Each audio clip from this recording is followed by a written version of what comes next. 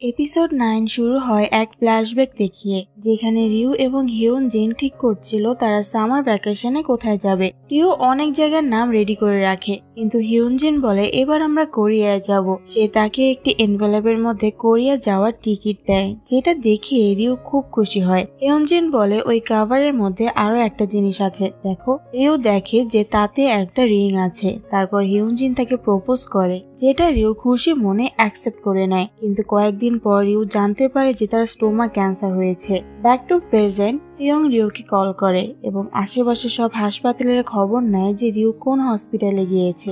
এদিকে হসপিটালে যখন রিউর জ্ঞান ফিরে আসে, তখন সে দেখে যে সে জংহান হাসপাতালে রয়েছে।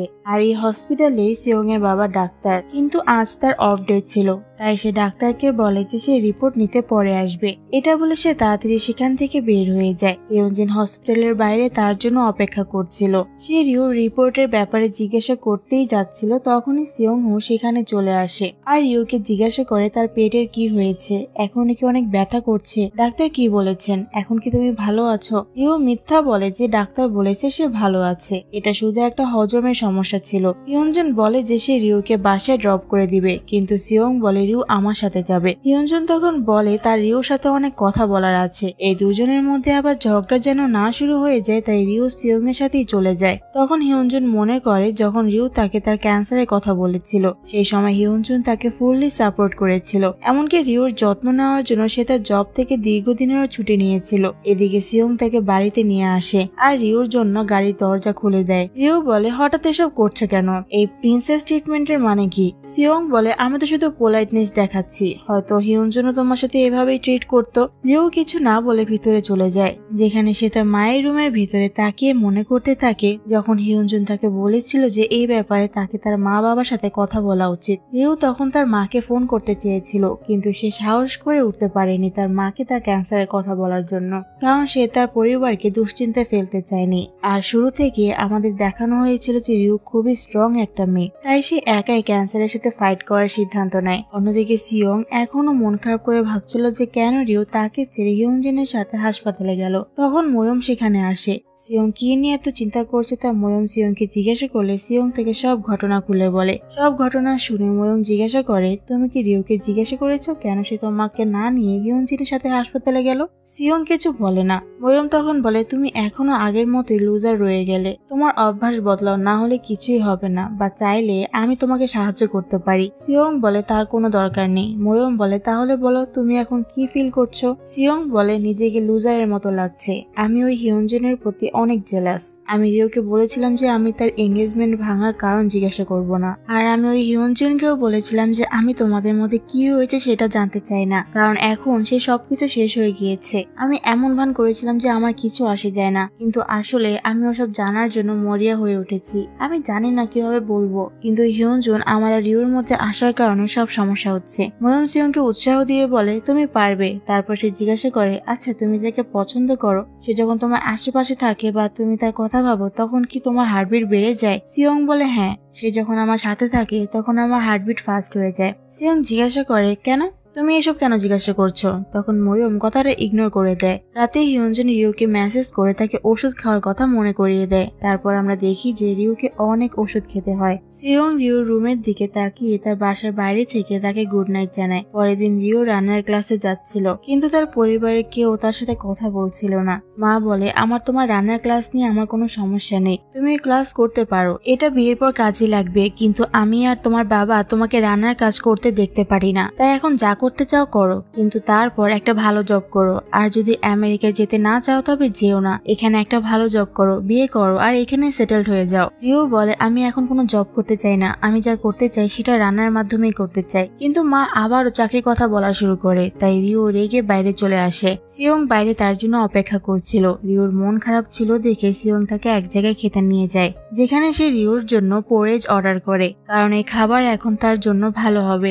এখন রিউ এই খাবার প্রথমে প্রথমে খেতে চাচ্ছিল না, কিন্তু পরে সে এটা খুব পছন্দ করে, তাই সব একসাথে খেয়ে ফেলে। কিন্তু এত বেশি খাওয়ার কারণে তার ডাম্পিং সিনড্রোম হয়, তাই সে ওয়াশরুমের দিকে যায়, কারণ স্টোমাকের ক্যান্সারের জন্য তার 70% স্টোমাক কেটে ফেলা হয়েছিল, আর বাকি 30% দিয়ে সে বেশি খাবার খেতে পারতো না, তাই সে খুব অল্প খায়। পরের সিনে দেখায় ডংজিন ইনস্টাগ্রামের একটা প্রমোশনের অফার পায় একটা প্রোটিন পাউডারে, যেটা ছিল লোকাল আনভেরিফাইড প্রোডাক্ট।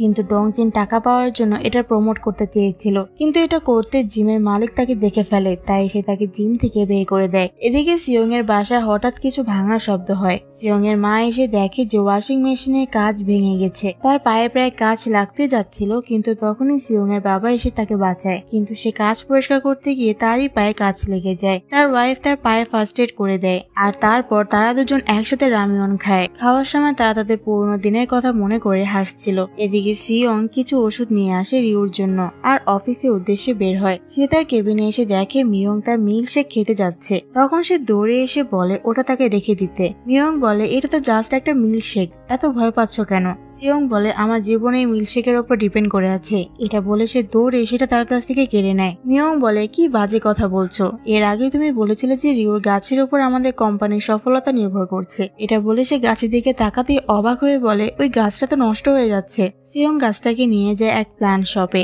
এবং বলে এই গাছটা ঠিক করতে হবে।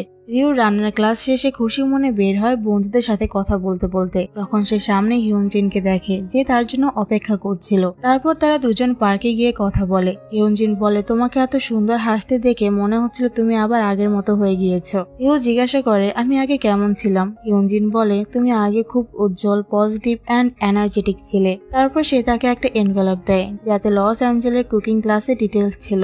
হিউনজিন বলে আমি তোমাকে কুকিং স্কুলের কথা আগেও বলেছিলাম। তারপর সে বলে ওই এনভেলপের আরেকটা জিনিস আছে। রিউ দেখে যে সেখানে তার এঙ্গেজমেন্টের আংটি রয়েছে, যেটা রিউ এঙ্গেজমেন্ট ভাঙার পর ওখানে রেখে এসেছিল। হিউনজিন বলে যেমন তোমার স্বপ্ন আবার খুঁজে পেয়েছো, একটা নতুন জীবন শুরু করতে যাচ্ছ, তেমনি আমরাও কি আবার নতুন করে শুরু করতে পারি না? আমি তোমার সাথে থাকতে চাই রিউ, আর তোমাকে সাপোর্ট করতে চাই। তখন রিউ ওই আংটিটা পরে নেয় আর আকাশের দিকে তাকিয়ে থাকে। এদিকে সিয়ং বাসায় ফিরছিল, তখন রিউ তাকে রাস্তার মাঝে একটা আইসক্রিম দেয়। তারপর তারা দুজনে মাঠে গিয়ে আইসক্রিম খায় আর আকাশে তারাগুলোর দিকে তাকিয়ে গল্প করতে থাকে। সিয়ং তাকে গতকালের কথা জিজ্ঞাসা করতে যাচ্ছিল, কিন্তু তখন রিউ বলে ওঠে আজ হিউনজিন আমাকে দ্বিতীয়বার প্রপোজ করলো। এটা শুনে সিয়ং খুব রেগে যায়। সে বলে ও কি পাগল? আমি ভেবেছিলাম আমি ওকে গালি দিব না, কিন্তু সে আমার মাথা গরম করে দিল।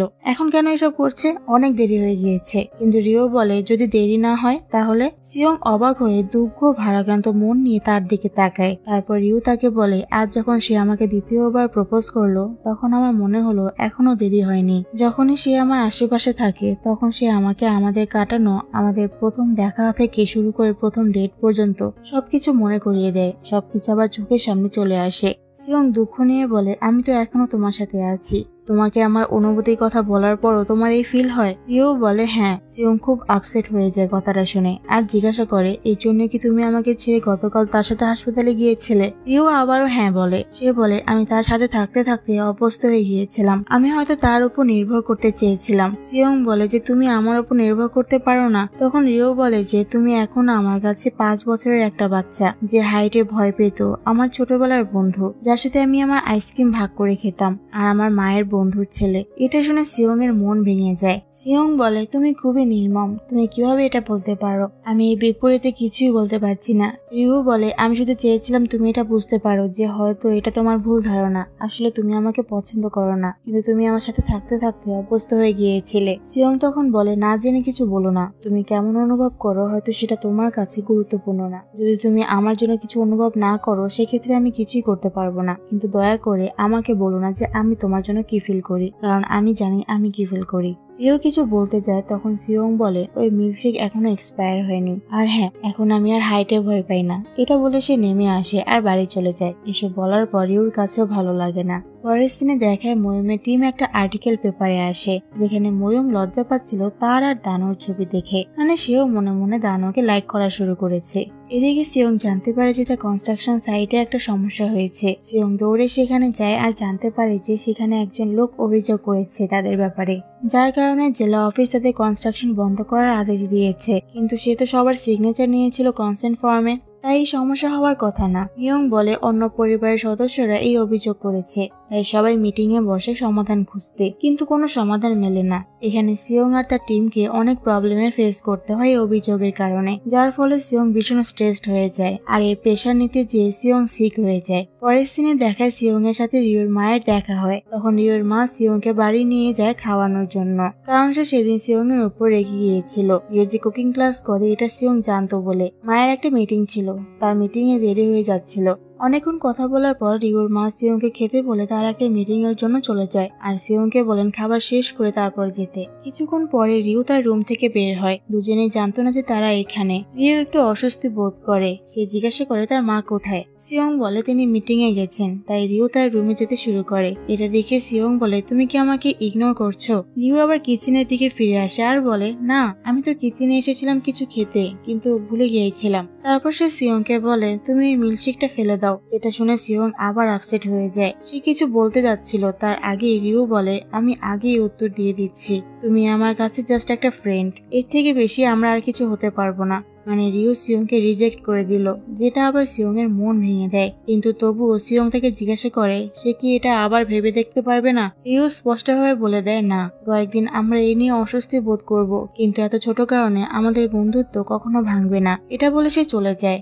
তখন সিয়ং বলে বন্ধুত্ব, এখন আর এমন কিছু নেই। রিও এটা শুনে রুমে চলে যায় আর সিয়ং খুবই আপসেট হয়ে যায়। রিওরও এটা ভালো লাগে না। তারপর আমাদের একটা ফ্ল্যাশব্যাক দেখানো হয়। রিওর সার্জারির পর সে ধীরে ধীরে সুস্থ হচ্ছিল আর হিয়নজুন তাকে সাপোর্ট করছিল, তাই রিও ভীষণ খুশি ছিল। কিন্তু রিওর কেমোথেরাপি চলছিল আর 70% পাকস্থলী না থাকার কারণে তাকে নিজের খাবার আর নিজের যত্নের বেশি খেয়াল রাখতে হতো। কিন্তু হিয়নজুন তার সাথে ছিল, তাই সে খুব খুশি ছিল।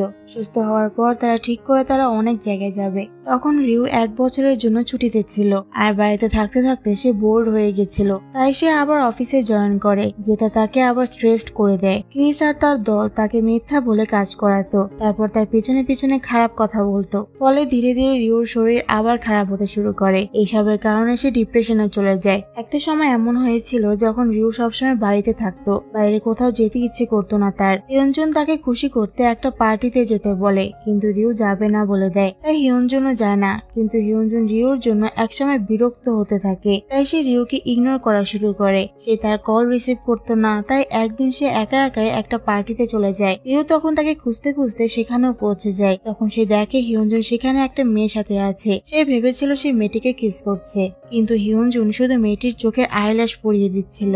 এখন হিয়নজুন খুব রেগে যায়। হঠাৎ সেখানে রিও এভাবে চলে যাওয়ায় সে তার কলিগের সামনে খুব অপমানিত বোধ করে। এ নিয়ে সে খুব রেগে যায় রিওর উপর আর তাকে যা খুশি বলে ফেলে। রিওর ক্যান্সার আর ডিপ্রেশনের কারণে তারা একসাথে ভালো সময় কাটাতে পারেনি, এর জন্য সে রিওকে অনেক কিছু বলে ফেলে। এর ফলে রিও খুব কষ্ট পায় আর এই কারণে সে বিয়েটা ভেঙে দিয়ে সেখান থেকে চলে আসে। তারপর গতকালকে ফ্ল্যাশব্যাক দেখানো হয়। যখন হিয়নজুন আবার তাকে প্রপোজ করে, তখন রিও বলে আমাদের সম্পর্ক আর ভালো হতে পারবে না। হিয়নজুন পুরনো সবকিছুর জন্য ক্ষমা চায়। রিও বলে এর কোনো দরকার নেই, তুমি তোমার সর্বোচ্চ দিয়ে চেষ্টা করেছো, তুমি আমাকে অনেক সাপোর্ট করেছো, কিন্তু এখন এসব আমার জন্য অনেক বেশি হয়ে যাবে। তুমি জানো এই ক্যান্সার যে কোনো বছর ফিরে আসতে পারে, তাই আমি সবসময় এটা নিয়ে চিন্তিত থাকবো। এমনকি আমি যদি 5 বছর ভালোও থাকি, তবুও হয়তো আমি পুরোপুরি সুস্থ হতে পারবো না। আমি জানি না আমার কি হবে, এটা ভেবে আমি খুব ভয় পাই। আমাকে আমার জীবন সামনে এগিয়ে নিয়ে যেতে হবে, তাই এখন আমি কোনো রিলেশনে জড়াতে চাচ্ছি না। আর ঠিক এই কারণে রিও সিয়ংকেও রিজেক্ট করে দেয়। পরের সিনে দেখায় দানহোকে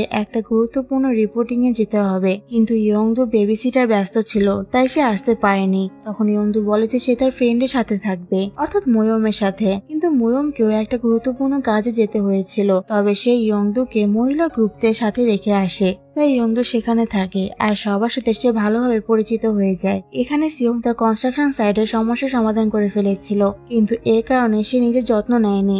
এর ফলে সে অসুস্থ হয়ে পড়ে। তবুও সে অফিসে আসে কাজ করতে, কিন্তু তখন সে হঠাৎ সেন্সলেস হয়ে পড়ে। যখন তার সেন্স ফিরে আসে, তখন সে তার বাড়িতে ছিল আর রিউ তার সামনে ছিল। সে ধীরে ধীরে বলে এটা সত্যি তুমি সত্যি এসেছো। সবসময় আমি যখন অসুস্থ হই তখন তুমি কেন আমার সাথে থাকো? ছোটবেলা থেকে সিয়ং এর এর মা কাজের জন্য বিদেশে থাকতেন, তাই যখনই সে অসুস্থ হতো রিউ আর তার পরিবার তার যত্ন নিত আর রিউ সবসময় তার সাথে থাকতো। পরের সিনে দেখা দানো ময়ূমের বাড়িতে আসে ইয়ংদোকে নিতে, যেখানে ইয়ংদো ময়ূমের রুমে ঘুমাচ্ছিল। ময়ূম শুধু তার দিকে তাকিয়ে তাকিয়ে ভাবছিল ইয়ংদো যদি আমার মেয়ে হতো তাহলে কত ভালো হতো, ও খুব কিউট। কিন্তু এটা বলার পর দানো আর ময়ূম দুজনে একটু আনকমফোর্টেবল ফিল করে। এদিকে সিয়ং এর যখন সম্পূর্ণ জ্ঞান ফিরে আসে তখন সে তার পাশে রিওকে দেখতে পায়। রিও ঘুমিয়েছিল তাই সে কম্বলটা তার গায়ে দিতে যায়, কিন্তু রিও তখন উঠে যায়। সিয়ং জিজ্ঞাসা করে তুমি আমার রুমে কেন এসেছো? রিও বলে মিস্টার মিয়ং আমাকে তোমার কথা বলেছিল যে তুমি বাড়িতে আসার আগে অজ্ঞান হয়ে গিয়েছিলে, তোমার মা বাড়িতে ছিলেন না তাই আমি এসেছি। তুমি অসুস্থ ছিলে, তোমার আমাকে কল করা উচিত ছিল। সিয়ং বলে এখন থেকে আমি আর তোমাকে কল করব না, আমার যাই হয়ে যাক না কেন, তাই তুমি যাও এখান থেকে। এটা শুনে রিও বলে তুমি যা খুশি করো, তার আগে আমি নিচে গিয়ে দেখি তোমার ফ্রিজে কিছু খাবার আছে কিনা, কিছু খেয়ে নাও, এরপর তুমি যা খুশি করো। এটা বলে সে নিচে নেমে খাবার আনতে যায়। তখন সিয়ং রিওর ব্যাগে একটা হাসপাতালের রিপোর্ট দেখতে পায়, যেখানে লেখা ছিল রিওর স্টোমাক ক্যান্সার রয়েছে। রিও উপরে আসার পর সিয়ং তাকে এ ব্যাপারে জিজ্ঞাসা করে এটা কি রিও, কেন তোমার নাম এতে লেখা? রিও নর্মালি বলে এটা একটা রিপোর্ট, আর কি হবে, আমার ওই দিনে ওটা নেওয়া উচিত ছিল, আজ নিতে গিয়েছিলাম আর তুমি দেখে ফেলেছো। সিয়ং তাকে জিজ্ঞাসা করে তুমি আমেরিকা থেকে কেন এলে, তুমি কতদিন ধরে অসুস্থ ছিলে? রিও বলে সে আগে অসুস্থ ছিল কিন্তু এখন ভালো আছে। সিয়ং বলে এত বড় ব্যাপার তুমি আমাকে কেন বলনি?